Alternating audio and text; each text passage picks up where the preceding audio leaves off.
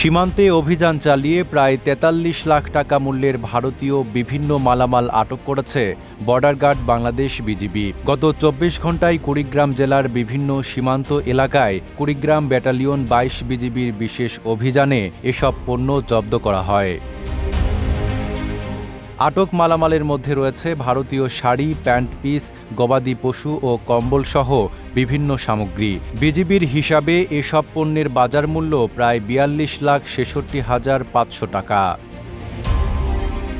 এদিকে ২২ বিজিবির অধিনায়ক লেফটেন্যান্ট কর্নেল মোহাম্মদ মাহবুবুল হক জানান, সীমান্তে চোরাচালান ও অবৈধ কার্যক্রম রোধে জিরো টলারেন্স নীতিতে বিজিবি কাজ করছে। সীমান্ত নিরাপত্তা নিশ্চিত করতে এ ধরনের অভিযান নিয়মিতভাবে অব্যাহত থাকবে। নাইম আরাবী, ঢাকা পোস্ট।